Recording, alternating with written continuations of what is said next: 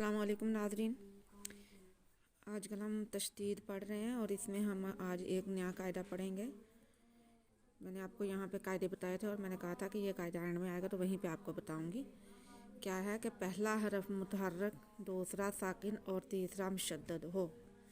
पहले हरफ पे ज़बर ज़ेर पेश कोई हरकत हो, दूसरा साकिन हो, जज़म वाला हो और तीसरे पे शद हो। तो उसको कैसे पढ़ेंगे? तो उसमें अक्सर ऐसा होता है, हमेशा नहीं, अक्सर ऐसा होता है कि हम जो जज़म वाला हरफ है उसे साइलेंट कर देते हैं, उसे छोड़ देते हैं, और मुतहर्रक जो हरफ होता है ज़बर ज़ेर पेश वाला उसे शद के साथ मिलाकर पढ़ते हैं।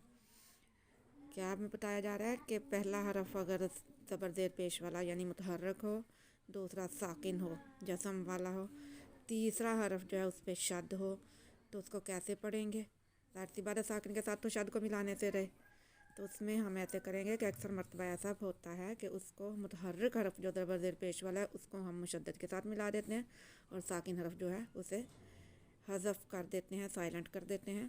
जैसे में उन्होंने वीडियो देख के बताया हुआ है, अबद तुम, असल में तो है अबद तुम, लेकिन ता पे शद है तो हम इसको फिर कैसे पढ़ेंगे? अगर अबद तुम पढ़ेंगे तो फिर ता की शद नहीं पढ़ी जाएगी, इसलिए हम दाल को साइलेंट कर देंगे। ये अक्सर ऐसे हरफों में होता है जिनके मखारिज एक साथ हैं, जैसे दाल और ता का मखरिज एक है, सा दाल का एक होता है, तो ता का एक होता है। ऐसे लफ्ज़ों में ये कायदा आता है कि सेंटर वाला लफ्ज़ जो साकिन होता है वो साइलेंट कर देते हैं। ये आगे हमारे पास यही लफ्ज़ आ रहे हैं, ये देखें।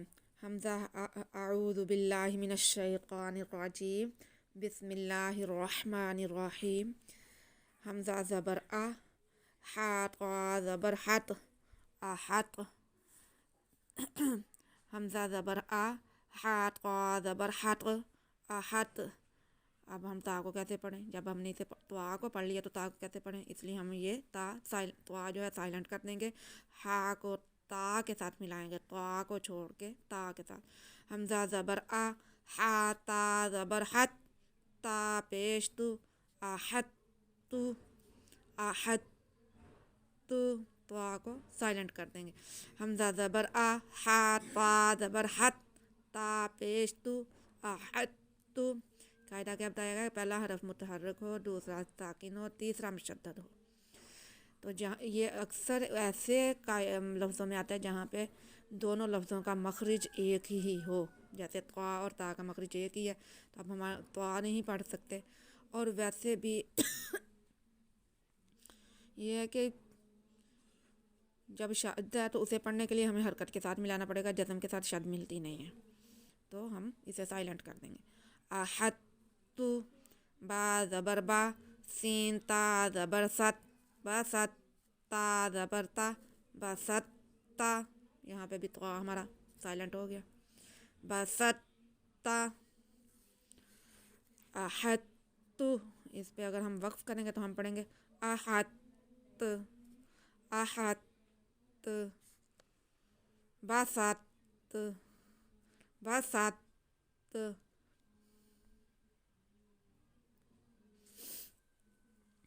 आगे है नून ज़बर ना, नून खा ज़बर नख, लाम काफ पेश लुक, नख लुक।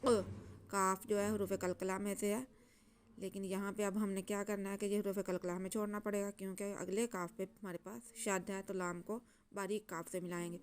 नून खा ज़बर नख, लाम काफ पेश लुक, नख लुक, काफ मीम पेश कुम, नख लुक कुम, नख लुक कुम।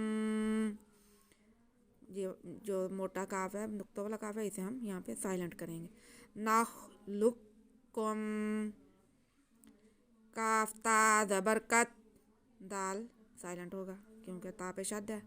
काफ ता ज़बर कत, ता ज़बर ता, कत ता। बा या ज़बर बैश, कत ता बैश। नून ज़बर ना, कत ता बैजाना, कत ता बैजाना। अब हम इस पे वक्फ करेंगे, कत ता बैजन, कत ता बैजन। ऐन ज़बर आ, बा ता ज़बर बत, यहाँ पे भी ता दाल जो है साइलेंट हो जाएगा, बा को ता से मिलाएंगे। ऐन ज़बर आ, बा ता ज़बर बत, आबत ता मीम पेश तुम, आबत तुम, आबत तुम। हमजा जेर, हमजा ज़ा जेर इज़, दाल साइलेंट, हमजा ज़ा जेर इज़, दोनों का एक ही मखरिज है, नरमी से पढ़ना है इसे। दाल को भी नरमी से पढ़ते हैं, ज़ा को भी और सा को भी, इन तीनों का एक ही मखरिज है, सीटी की आवाज़ बिल्कुल नहीं आएगी। हमजा ज़ा जेर इज़, ज़ा ज़बर ज़ा, इज़ ज़ा, लाम ज़बर ला, इज़ वाला, मीम वाओ पेश मू, वाओ साकिन से पहले पेश है, ये वाओ मद्दा है, इसको खींच के पढ़ेंगे। इज़ वाला मू, इज़ वाला मू, इस पर वक्फ करेंगे तब भी ऐसे ही पढ़ा जाएगा, क्योंकि पहले से हमारे पास वाओ साकिन मौजूद है। अब तुम में भी वक्फ अब तुम ही होगा, क्योंकि मीम साकिन मौजूद है।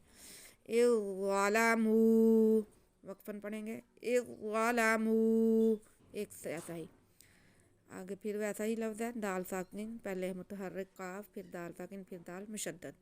अब हम काफ को मुशद्दद दाल से मिलाएंगे, साकिन दाल जो है वो साइलेंट करेंगे। काफ दाल ज़बर कद, दाल ज़बर दा, कद्दा, कद्दा, खा ज़बर खा, कद्दा खा, लाम वाओ पेश लू, कद्दा खालू, वाओ साकिन से पहले लाम पे पेश वाओ मद्दा, इसको खींच के पढ़ेंगे।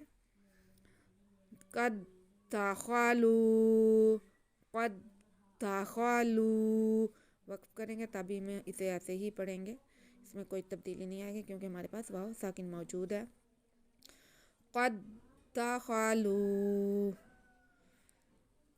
हमजा दाल जेर इज़, दाल ज़बर ज़ा, इज़्ज़ा, दोनों दाल हैं, तो पहले दाल को साइलेंट कर देंगे, दूसरे दाल को हमजा के साथ मिला के पढ़ेंगे नरमी से। दाल को बहुत नरमी से पढ़ते हैं। सा दाल ज़ुआ को इनका मखरिज एक है, इनमें सीटी की आवाज़ बिल्कुल नहीं आती।